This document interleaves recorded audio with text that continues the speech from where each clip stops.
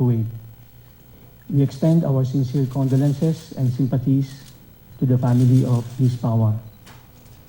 Ms. Pawa was sentenced to death by the Kuwaiti Criminal Court on April 14, 2008 for allegedly killing the 22-year-old daughter of her employer. The alleged incident took place on May 14, 2007. On June 15, 2009, Kuwait's Court of Appeals upheld the decision of the trial court. On January 19, 2010, the Kuwaiti Supreme Court affirmed the death sentence. Since 2007, the department has pursued different channels in our effort to save the life of Ms. Pawa, including high-level intercessions led by then-President Gloria Macapagal Arroyo. The embassy had likewise been unrelenting in appealing to the family of the victim to grant the tanazul, or letter of forgiveness, in favor of Ms. Pawa, but to no avail. OFW Pawa was represented by two top law firms hired by the Philippine government at all stages of the court proceedings. The family of Ms. Pawa was able to travel to Kuwait 3 times to visit her. The last one took place in October 2016 and included her 2 children and a brother. The visits were facilitated by the Philippine government. If you have any questions, I can try to answer them. Sir, when did you find out the schedule of execution? The embassy was informed by the prison authorities only yesterday. They were told that the execution would be implemented the following day, which is today. Yesterday, what time, sir?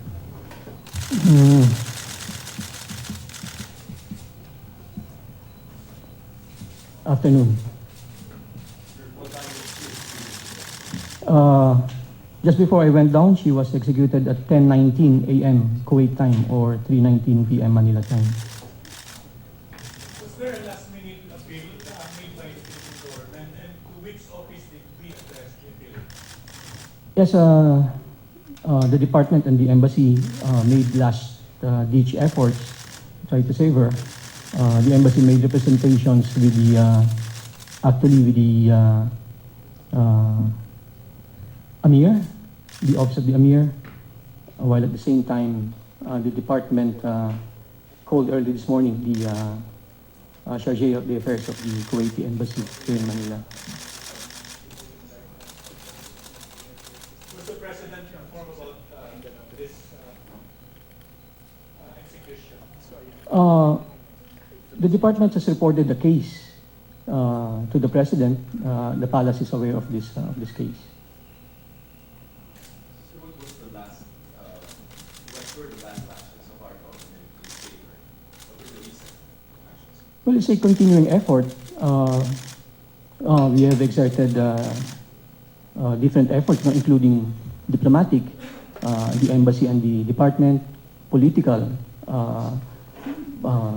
like I mentioned earlier, intercessions made by then President Macapagal Arroyo, and even we tried even the religious channel. We sought the help of clerics in Kuwait.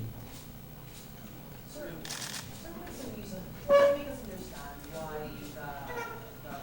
why forgiveness wasn't granted to the Philippines, especially there were a lot of cases before where the police were also involved in some criminal cases. Na nabibigay na ng tolerate. Why this instance and Well, the decision lies with the family of the victim. In this particular case, the family of the victim was not amenable to the giving of blood money for them to issue the tanazul. So was that the only reason why she wasn't safe? Yes, that's the only reason. We tried to negotiate with the family, tried to convince them to grant the tanazul in exchange for the payment of blood money, but they were not willing to do so. So, ganun po ba talaga ang practice that way?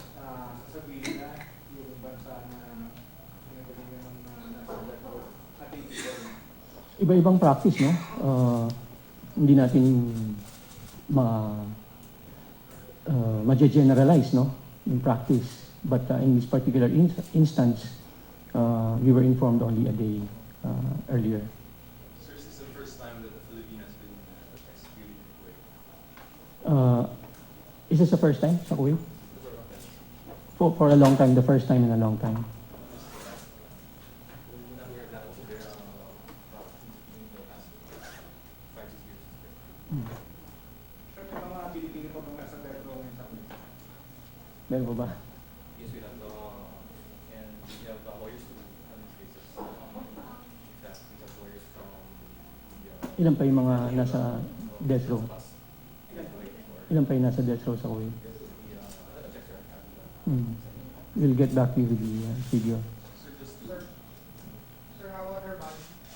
Will it be evacuated or doon na po i-living din sa Kuwait? I think following Islamic rules, no, the body will be buried in Kuwait. of course you have to talk with the family after execution. We have no people in our action office who will be informing Are they going the to family. Kuwait to see the body? That has to be discussed, no. Sir, from yesterday, since we have been informed up to the time that she was executed, did we exert any last-ditch efforts to probably save her life? Yeah, like I explained earlier, no, we tried different ways to. Like I said, no, our embassy went to the office of the Amir to appeal, and the embassy called earlier this morning the Charge d'Affaires of the Kuwaiti embassy. Is it normal for, let's say, government like Kuwait to notify another country only a day before the actual execution? Is it normal or?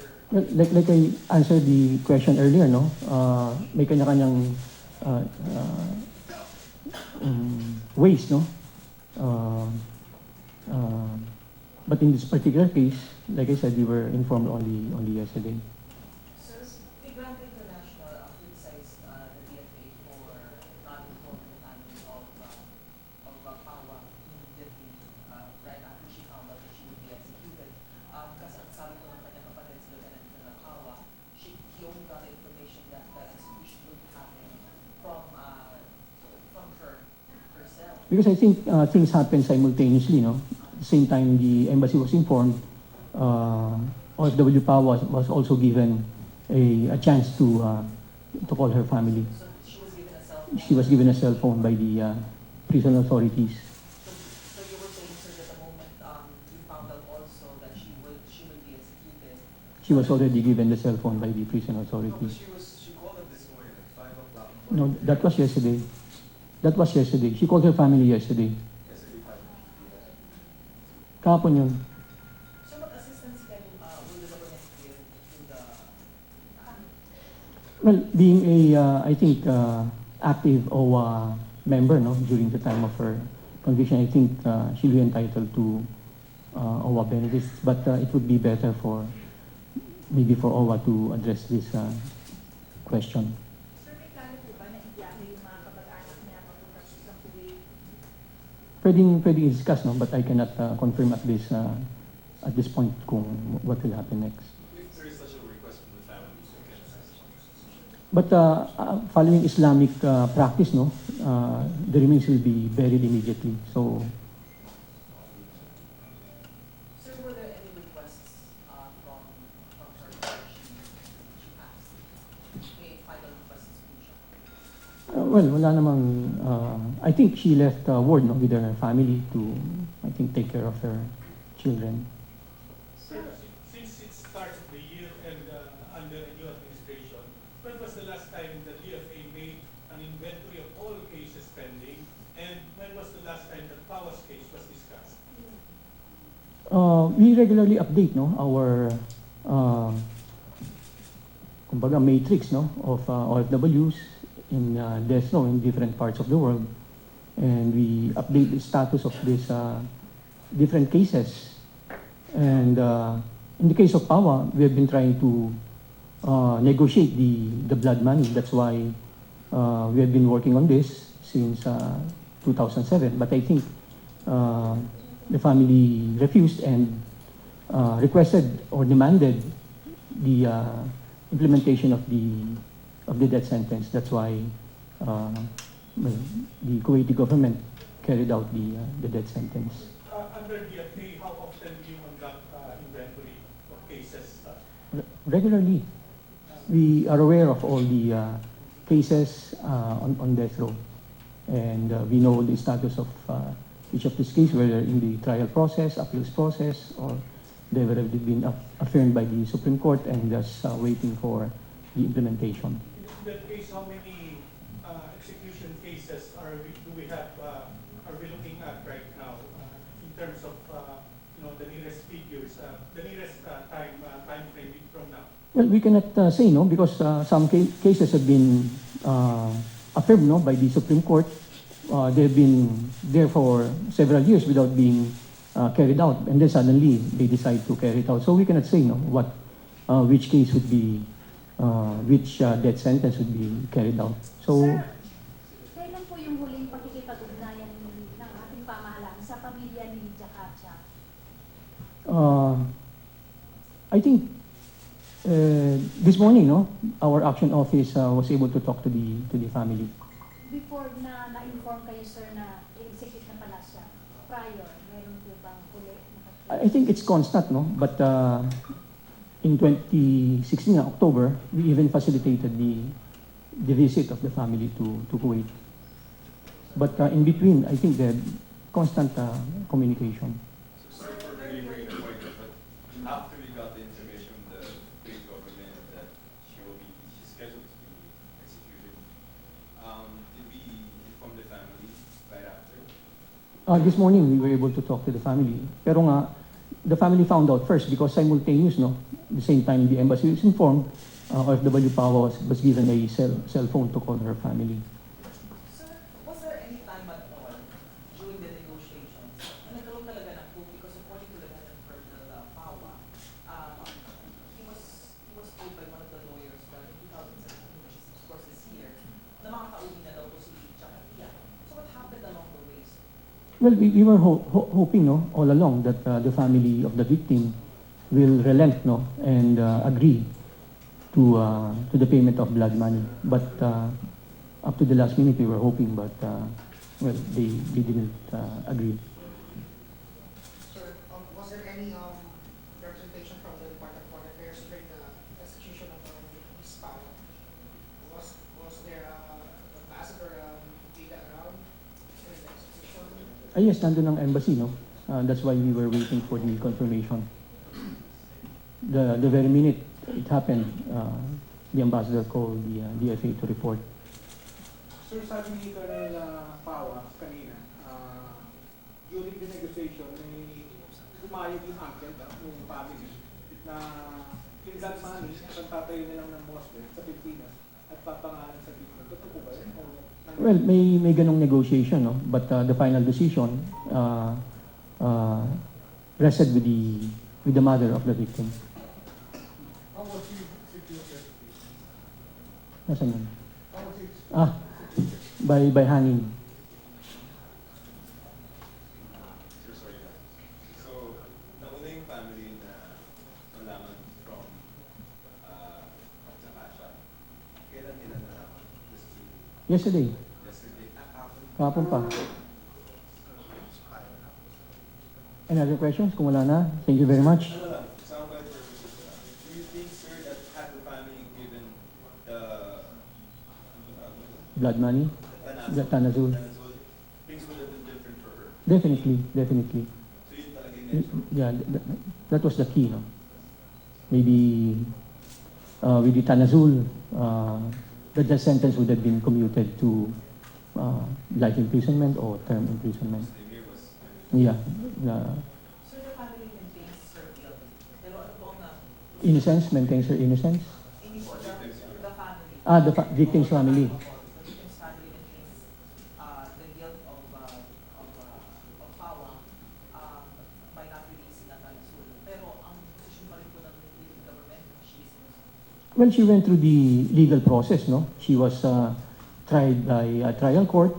We appealed. She was given another chance to present her evidence, no? But we can say that she was given a trial. She went through the due process. She went through the legal process, And but we were unable to, unfortunately, prove her innocence. That's why she was convicted. Sir, sa question ngayon, ilan pa po ang mga OFW ang left row and ilan po ang nasa Kuwait? Well, like I said, we don't have the numbers right now, but roughly speaking, maybe there are about 88 Filipinos on death row. But that's worldwide, no? But the numbers for Kuwait, we can give you that later. Sir, away from the, bakit na yung mabigas ng family victim na magbigay ng time? Well, some iba, no, talagang that's the justice that they're seeking, no? Maybe life in exchange for a life, and no amount of money would be able to bring back, no, the justice that they're looking for. So, would you care to comment on the story na honor killing yung nangyari sa victim? Well, dumaan sa judicial process yan, no? Prosecutor and defense, no? Both presented their evidence. So, in all these stages, we were unable, no, to prove her innocence. Sir, ano yung depensa ng Philippine government sa kaso? Well, nag-hire tayo ng mga top lawyers, no, from Kuwait. And I'm sure they had their own defense. Nasa ano na yun, no? May mga evidence din tayo, but of course, dating sa legal process, i-weigh ng judge yan, and he decided to decide in favor of the prosecution. May claim kasi po yung brother ni Jakarta na At yan po ang naging press conference ng Department of Foreign Affairs. At ayon kay DFA spokesperson na Charles Jose, ay binitay na ang Pilipinong OFW na si Jakatia Pawa. At nagpaabot ng pakikiramay ang DFA sa pamilya ni Pawa na binitay kaninang 10:19 ng umaga, oras sa Kuwait.